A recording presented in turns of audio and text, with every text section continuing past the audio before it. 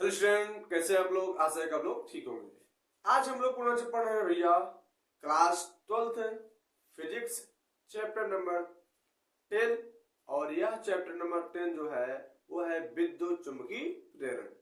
विद्युत चुंबकीय प्रेरण में भैया हम लोग क्वेश्चन नंबर 10 तक पढ़ चुके थे।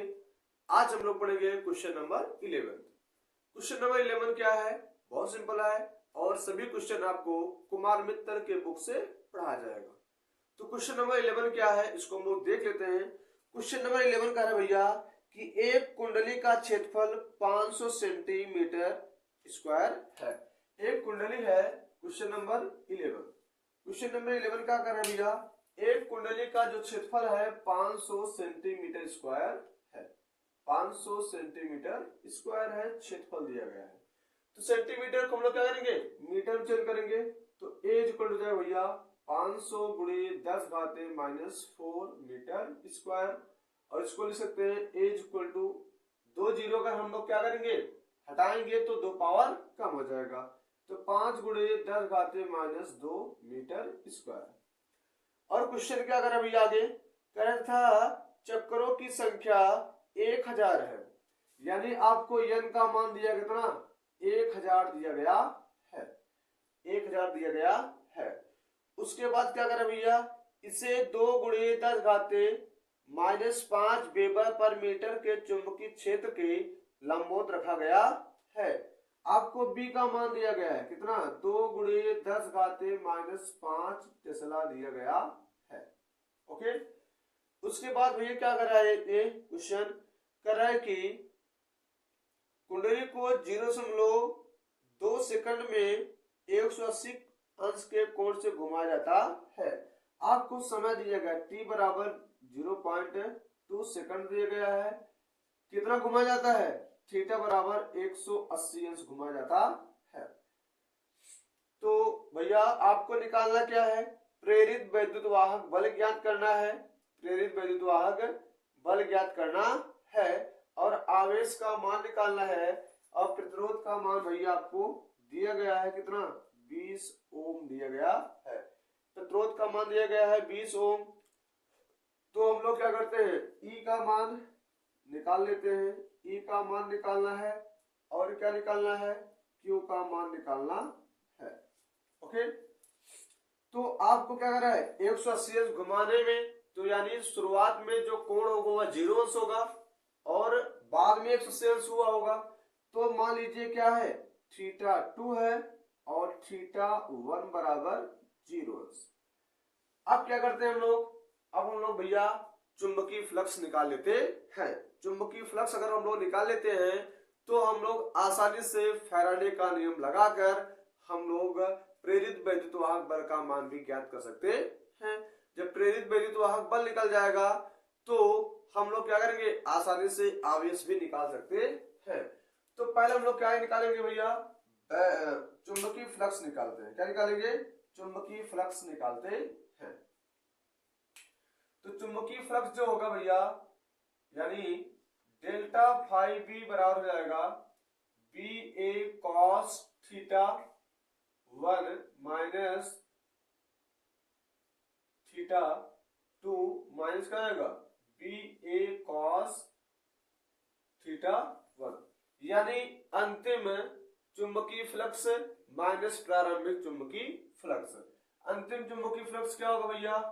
यानी डेल्टा फाई बी बराबर हो जाएगा बी ए कॉस थीटा, यानी कॉस 2 का मान क्या दिया गया है? दिया गया भैया 180 अंश। तो लिख लो 180 अंश माइनस बी ए कॉस 0 अंश।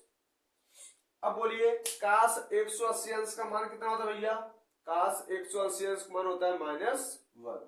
तो यानी हो जाएगा डेल्टा फाई बी बराबर हो जाएगा बी ए इंटू -1 माइनस बी ए इंटू 1।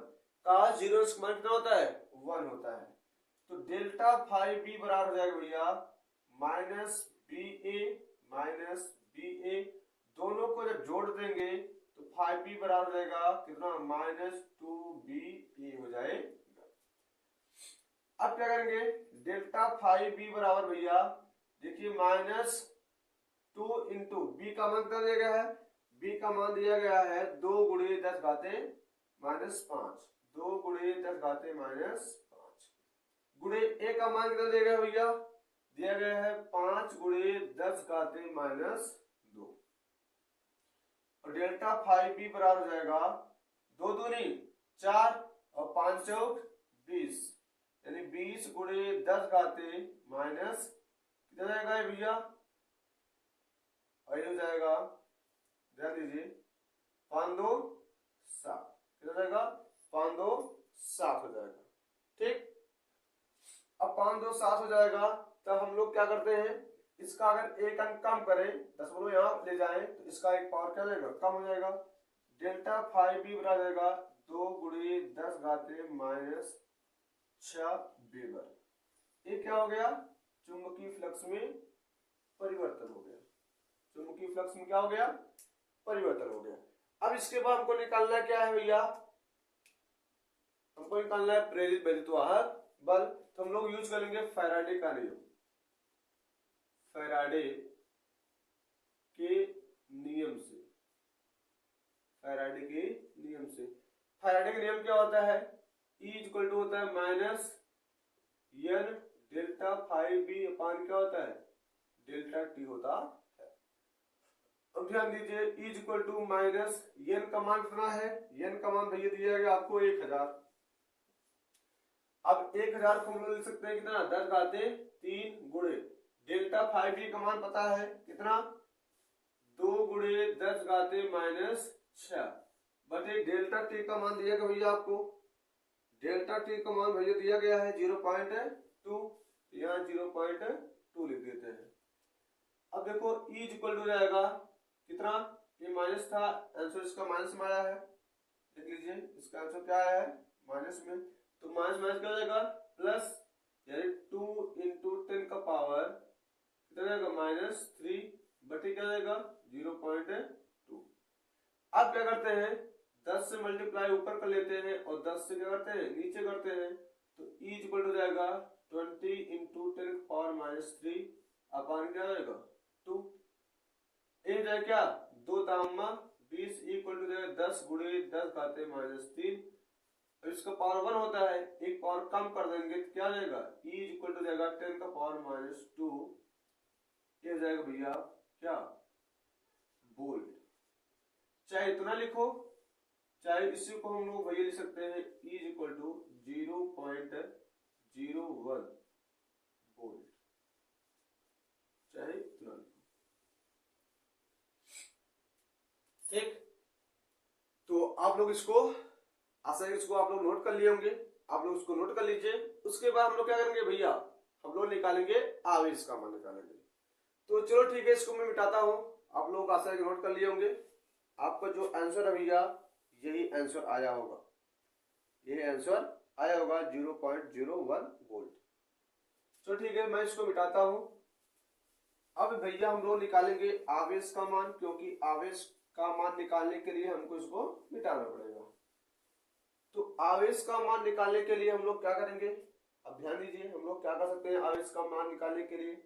तो हम लोग जानते हैं I बराबर क्या होता है, E अपान R होता है, इसको जानते हैं। अब ध्यान दीजिए E का मान तुमको पता हो गया है, R का मान हमको पता है। R का मान कितना भैया, R का मान आपको दिया गया था 20 ओम। तो I इक्वल टू E का मान कितना भैया, E का मान 10 घाते -2 है, 10 घाते -2। R का मान कितना है 20 है, लेकिन हमको Q का मान निकालना है। तो हम लोग क्या करेंगे, हम लोग जानते भैया यहाँ क्या होता है, I बराबर Q अपान T होता है। तो जहां पे क्या है I है वहां पे हम लोग Q अपान T लिख सकते हैं। तो यहाँ क्या लिख देंगे, Q upon T equal to 10 का पावर -2 अपान क्या हो जाएगा 20। अब ध्यान दीजिए Q का मान निकालना है तो T किसमें है, डिवाइड में, इधर क्या हो जाएगा मल्टीप्लाई हो जाएगा, यानी गुणा हो जाएगा। तो Q बराबर हो जाएगा 10 का पावर -2 इंटू T बटे कितना जाएगा 20। अब T का मान दिया गया आपको कितना, T का मान भैया इसमें दिया गया था आपको कितना दिया गया था 0.2 दिया गया था, कितना दिया गया था 0.2। तो Q इक्वल हो जाएगा 10 का पावर -2 इंटू क्या जाएगा 0.2 बटे क्या हो जाएगा 20 हो जाएगा। अब क्या करते हैं 10 से गुणा ऊपर कर लो 10 से नीचे कर लो, तो भैया आपका क्या हो जाएगा ये Q इज इक्वल टू कितना जाएगा 10 का पावर -2 इंटू क्या जाएगा 2 अपान क्या जाएगा 200 हो जाएगा। 2 से 2 क्या हो गया कैंसिल, तो Q बराबर क्या हो गया 10 का पावर -2 बटे 100। अब 100 को जब ऊपर ले जाओगे क्या हो जाएगा 10 घाते 2, 10 घाते 2 ऊपर जाए क्या हो जाएगा 10 घाते -4, यानी Q बराबर जाएगा 10 घाते -4 कुलॉम। यही आपको हो गया आंसर। तो इस प्रकार से भैया जो क्वेश्चन नंबर 11 है वह क्वेश्चन नंबर 11 आपको सॉल्व हो गया है। क्वेश्चन थोड़ा बड़ा है लेकिन सिंपल सा है, ठीक ना। चलो ठीक है, इसको मैं मिटा रहा हूं।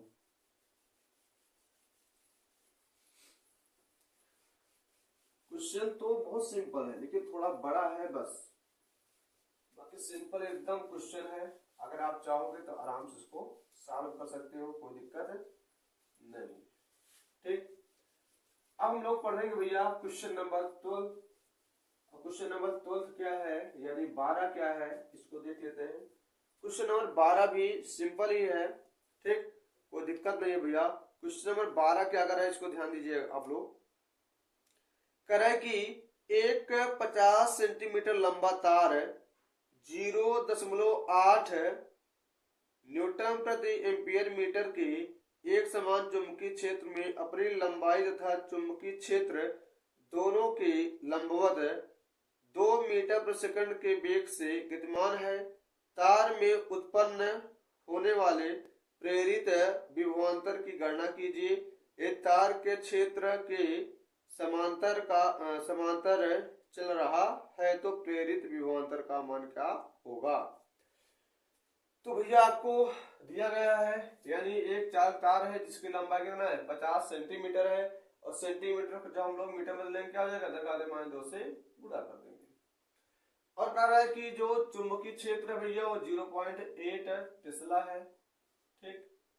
और क्या कर रहा है कि जो भैया वेग है, किसका वेग है, इसमें दिया गया है कि जो वेग है भैया कितना तेज चल रहा है 2 मीटर प्रति सेकंड के वेग से चल रहा है, यानी v का मान दिया गया 2 मीटर प्रति सेकंड दिया गया है। e का मान आपको ज्ञात करना है, e का मान क्या करना है आपको ज्ञात करना है, ठीक। और इसके बाद कह रहा है कि भैया थीटा इज इक्वल टू क्या है, थीटा इज इक्वल टू क्या है 90 डिग्री है। थीटा इक्वल टू क्या दिया गया है 90 डिग्री दिया गया है।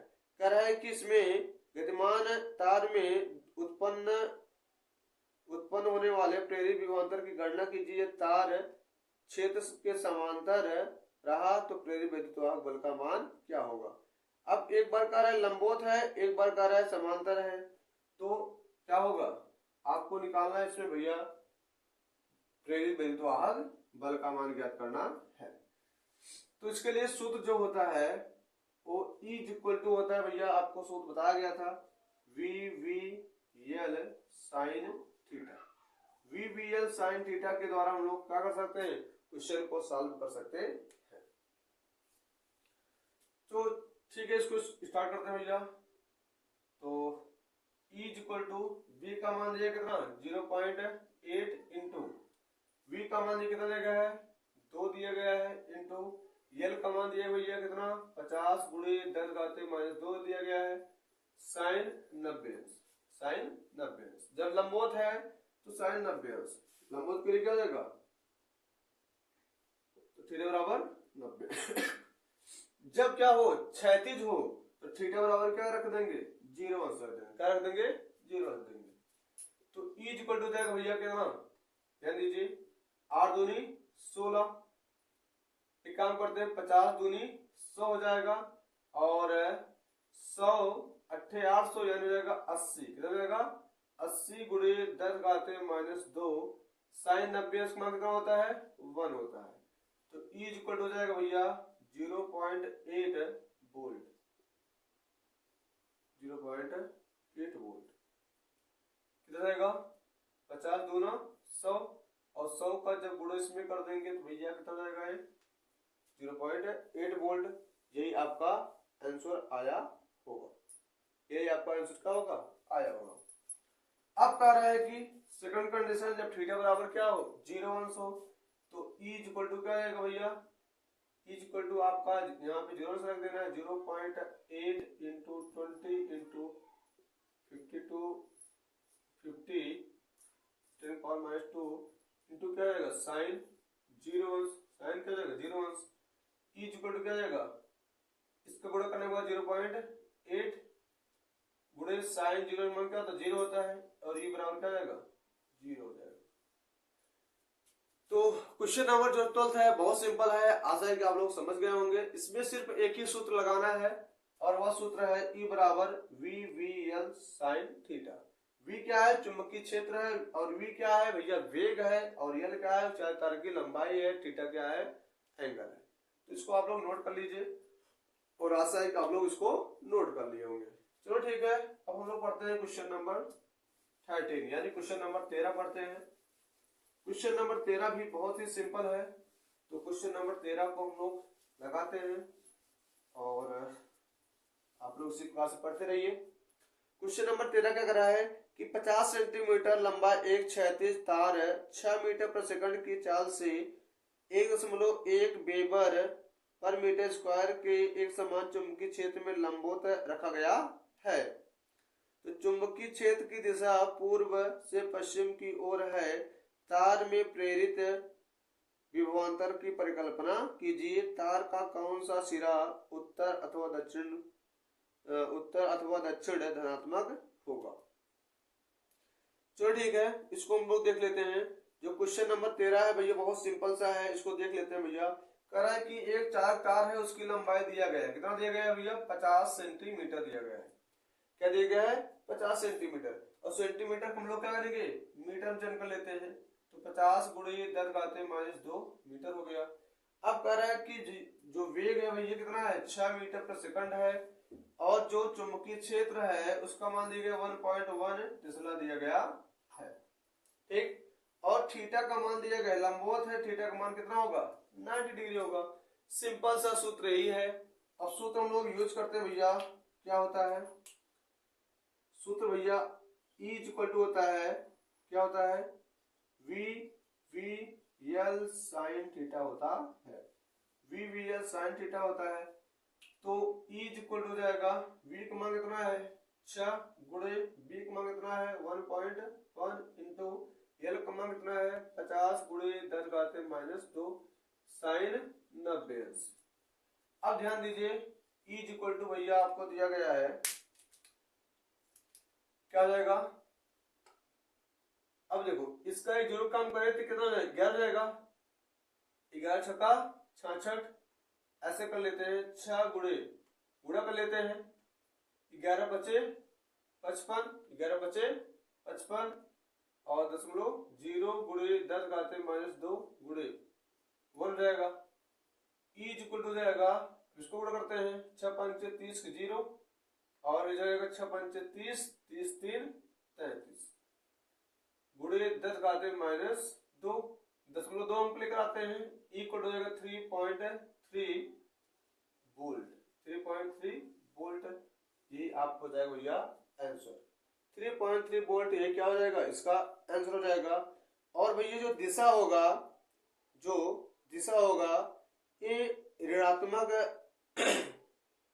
जो दिशा होगा भैया चालक उत्तर दिशा में धनात्मक होगा। जो चालक तार है वह उत्तर की जो दिशा में होगा वो धनात्मक होगा, ठीक।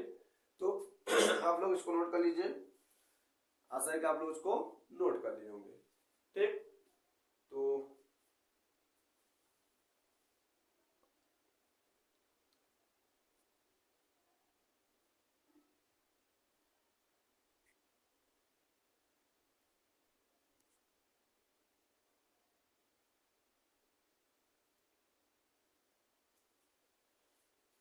चलो ठीक है भैया, अब इस प्रकार से हम लोग पढ़ते हैं क्वेश्चन नंबर 14। क्वेश्चन नंबर 14 क्या है बहुत सिंपल सा है क्वेश्चन नंबर 14, इसी प्रकार से क्वेश्चन नंबर 14 भी लगेगा। चलो ठीक है, मैं इसको मिटा रहा हूं भैया। तो क्वेश्चन नंबर 14 देख लेते हैं।